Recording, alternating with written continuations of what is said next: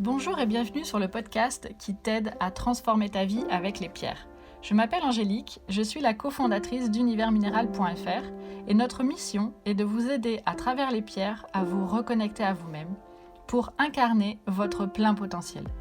Nous allons vous guider dans l'expérience de la lithothérapie pour reprendre le plein pouvoir sur votre vie et vous libérer afin de vivre une vie en conscience et en bien-être. Si ce podcast vous plaît, n'hésitez pas à nous soutenir en nous notant 5 étoiles sur votre plateforme d'écoute ou simplement en ajoutant un commentaire bienveillant. On vous remercie, on vous embrasse et on vous souhaite une bonne écoute. Bonjour et bienvenue dans ce deuxième podcast. Aujourd'hui, nous allons parler du chakra racine, aussi appelé Muladhara. Ce chakra racine, c'est le premier des chakras. Il est situé au niveau du périnée et il correspond à l'énergie vitale, la force de survie et d'action qui est à son maximum à la naissance. Il permet de bien vivre dans son corps physique, d'être dans l'instant présent. C'est aussi celui qui prend en charge le squelette, le côlon, les organes génitaux et la santé en général. Donc, comment savoir si son chakra racine est équilibré, faible ou au contraire surdéveloppé? Un chakra équilibré, un chakra racine équilibré, a un ancrage sain. Vous allez ressentir que vous êtes bien dans votre peau, vous êtes en bonne santé, vous êtes plein d'énergie et vous êtes plutôt stable et organisé de façon générale. Alors qu'un chakra qui va être faible va donner une personne plutôt anxieuse et plutôt insatisfaite. Régulièrement malade, assez faible physiquement, qui va choper la moindre petite maladie qui va traîner et qui va se sentir constamment en insécurité.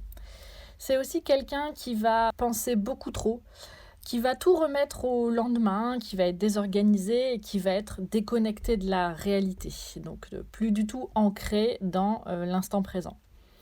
Et un chakra surdéveloppé, ça va être quelqu'un qui va être trop enraciné dans ses habitudes, qui va avoir des difficultés à changer la moindre petite chose, qui va se sentir rigide et inflexible. Alors peut-être que lui ne va pas le ressentir, mais en tout cas son entourage va le ressentir. On accumule par peur de manquer quand son chakra est surdéveloppé. Donc on va dépenser énormément d'argent, on va avoir tendance à tout dilapider parce qu'on va finalement se sentir vulnérable et qu'on a l'impression que comme ça, on va pouvoir reprendre le contrôle. Voilà, donc ça va être les symptômes d'un chakra racine qui va être surdéveloppé. Donc comment on va rééquilibrer ces chakras si on le sent faible ou au contraire surdéveloppé?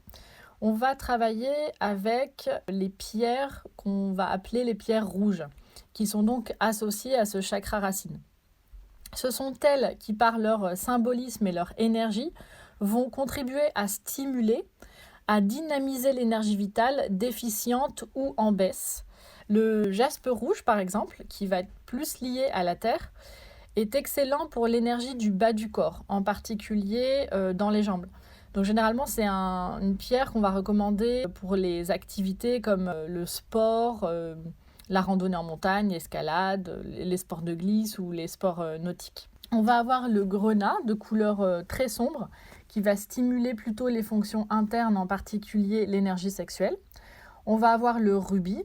Donc lui, il est porteur d'une très forte énergie de feu qui donne un élan de vie, qui apporte l'enthousiasme, la passion, qui va stimuler en particulier les fonctions sexuelles et cardiaques. Il est donc excellent en cas de faiblesse et de léthargie ou de dépression.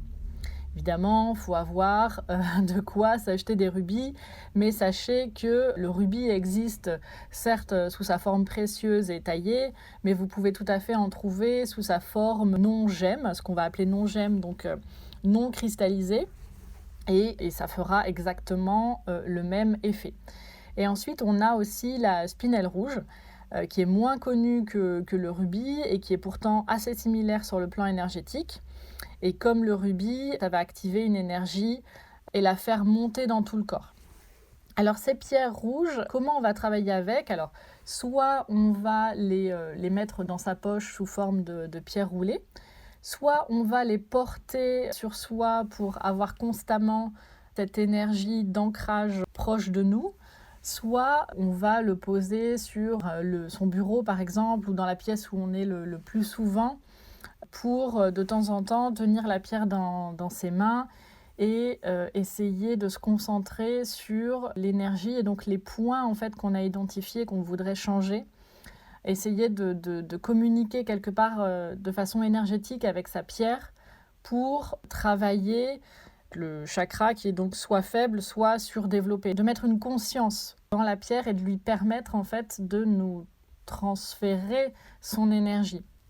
Que ce soit une énergie vive ou une énergie plutôt d'équilibre. Voilà, j'espère que j'ai pu vous aider sur le premier chakra, que vous en savez plus aujourd'hui. Je vous retrouve dans un prochain podcast pour parler du chakra sacré cette fois-ci. Je vous dis à très vite, je vous remercie. N'oubliez pas de noter ce podcast sur votre plateforme d'écoute ou de nous laisser un petit commentaire bienveillant. On se retrouve également sur le site universminéral.fr et sur nos réseaux sociaux si vous voulez nous suivre dans nos aventures. Je vous souhaite une excellente journée et je vous dis à très vite.